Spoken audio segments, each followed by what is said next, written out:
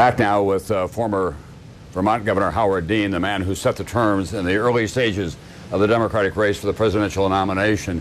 When you began to run, you said, I represent the Democratic wing of the Democratic Party. And that really did alter the DNA of the race in many ways. But if John Kerry wins at the end of the night, can he govern as a representative of the Democratic wing of the Democratic Party, or does he have to move much more to the center? I'm optimistic, but I just want to say right now, I hope all those listeners or viewers in Oregon and California are still going to get out to vote in Colorado, because those are close states. No, I think John Kerry can govern and will govern. I think he'll do a terrific job governing because the public is behind him. They want change, and that's what this election's about. As you and I continue to talk, let me just do a little business here. The state of Virginia, which was too close to call early on, it's going to say in the Republican column, you can color it red, no surprise really. Not a surprise. 13 electoral votes in the state of Virginia, the Old Dominion. Democratic Governor Mark Warner, very popular down there, but that stays in President Bush's column. So again, probably a sigh of relief from the Republican side and a little gosh darn it on the Democratic side. Well, you know, I think that we know what the 4 or 5 really key states are. It's Michigan, Pennsylvania, Florida, Ohio. 3 out of 4, and whoever gets that wins the whole thing. Let's go back to what John Kerry does if he wins, and we don't know whether he will or not. Or even if the president wins. Should we have a fusion government in this country? Should we be reaching out more to find common ground? We should. The problem is that the president is so far extreme to one side that there isn't much common ground. I don't think there's any constituency in the Democratic Party for running $500 billion deficits. I don't think there's a big constituency in the Democratic Party for doing what the president's done with the environment. So it is going to be very difficult, I think, if the president is reelected. We'll see. The voters haven't spoken yet. I have enormous respect for the voters, and hopefully tonight John Kerry will win and they'll have made the right choice. Well, in fairness to the president, the Concord Coalition, which is a bipartisan group, has looked at John Kerry's spending plans and his income plans, and they think his deficit will be in the $1 trillion plus range as well. The key is that John Kerry voted for a balanced budget at some peril to himself without a single Republican vote. Republicans borrow and spend, borrow and spend. They're not the party of fiscal responsibility anymore. The Democrats are. You going to run for office again? I don't know, but hopefully not till 2012 after the second term of the Kerry administration. All right. Thanks very much, Howard Dean, for being with us tonight. Tom, thanks very much. A long and interesting year for you. It was. And you made it interesting for the rest of us as well. Thank you. Let's go to Lisa Myers now, who's at the Republican National Headquarters in Washington, and she's gotten a brief down there from what they expect. Lisa, what are they telling you? Tom, a potentially significant development here. Bush campaign officials say they've been comparing the actual voting returns that have come in from the states against the exit polls. And they claim that the votes that are coming in are much better for Bush than the exit polls have been. They believe that the Bush vote has been underrepresented in key states. They specifically cite Virginia, which I believe we just called, Florida, and South Carolina. They're feeling much better about Florida now than some people were earlier in the evening, Tom. Lisa, why do they think that the exit polls have been misrepresented? We heard earlier that they thought women were overrepresented. Is that what they're continuing to say? Nationally, they believe women are overrepresented, and also that they are not leading, do not hold as large a lead among men as they found in some of the final public polls.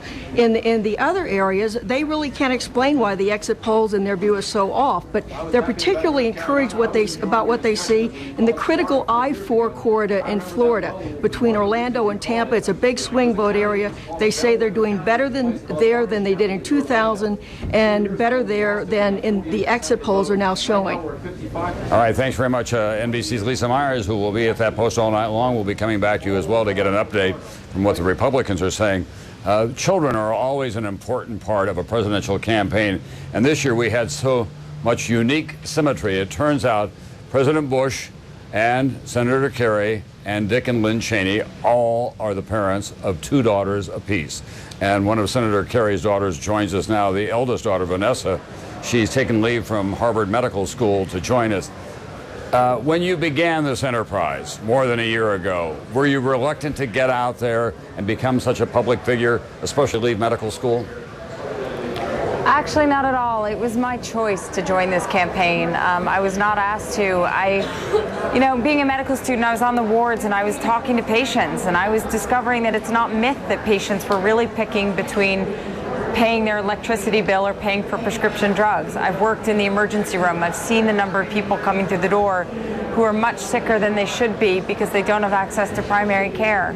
I've worked overseas and I've done childhood immunization, and I've been involved in the environment, a number of things. And I just realized that everything I cared about was at stake in this election, and that I was in a unique position to help. I was raised by parents that taught me to be involved, to take a stand, and to fight for something you believe in. And I believe in better leadership than what we've had in the last 3.5 years. What was the so I toughest? actually announced. I was just going to ask, what was the toughest moment for you as a daughter, as your father came under withering criticism, as George Bush did from the other side? But for you, Yeah, it's always hard. when they were talking about your dad. Well, it's always hard to see someone you love be under criticism, but I think the hardest part for me was that they were blatant lies.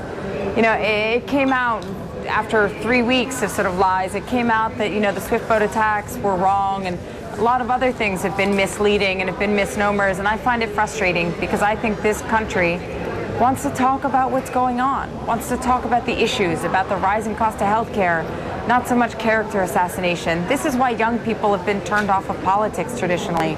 And it's sort of a bummer, if you'll take the colloquialism, because I think young people want to be, you know, they want to be told the truth, they want to be spoken to honestly, and they want to see that their leaders are really talking about things that matter and just sort of speaking straight up, to use another colloquialism. And I think that it would be better, you know, more young people would be involved, and it is our future on the line. So I thank every young person who's been out there to vote today, every young person who's going to vote, because they could determine the next president of the United States. Any chance at the end of all this you'll get together with the Bush daughters and share a margarita? I've had a chance to meet them at the third debate, and they seem really nice. There is a strange sorority in being in this position just because it is a unique position. Unfortunately, I get to go back to school when this is all over and hit the books again. All right, thanks very much, Vanessa Carey tonight, who is going back to medical school, as a matter of fact. We'll have more from Democracy Plaza, Decision 2004, right after this.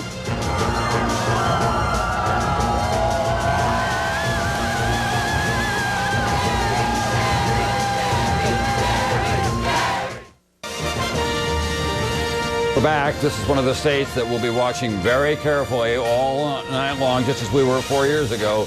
More than a third of the vote has been counted in Florida. It's still too close to call, even though the raw vote shows a commanding lead for the president. Other precincts in more Democratic parts of Florida have not been counted yet. So we want to give you an update on all of that. And go now down to NBC's Brian Williams, who is in the NBC News Decision 2004 Tracking Center. He's been looking at the exit polls.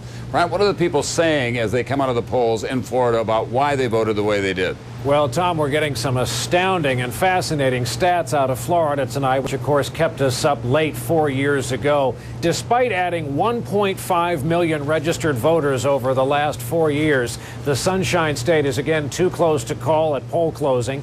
Both candidates worked Florida hard, and this is fascinating. Over half of Florida voters said they were contacted and asked to vote for a particular presidential candidate. That costs money. Both campaigns were equally energetic. 37% said they were contacted by the Kerry campaign, 34% by the Bush camp. Some got calls from both. Florida was, of course, one of the states where people took advantage of early voting. Over 1 million Floridians cast ballots before today, 1 in 5. Both groups were evenly divided between President Bush and Senator Kerry. Now, if John Kerry does manage to pull it out in Florida, it will be on the strength of first-time voters. And here's this stat in Florida. They made up 13% of the Florida electorate. They broke strongly for John Kerry, a margin of 59 to 40%. Tom? Thanks very much, NBC's Brian Williams. Former mayor, a Democrat of the city of New York, Ed Koch, went down there to campaign. He said, "I'll die a liberal, but I haven't lost my sanity." And the Reverend Lennox Yearwood, a black preacher, said, "All souls to the polls. We're going to bang that ballot box this year." It was all-out war in the state of Florida. Back from Democracy Plaza after this.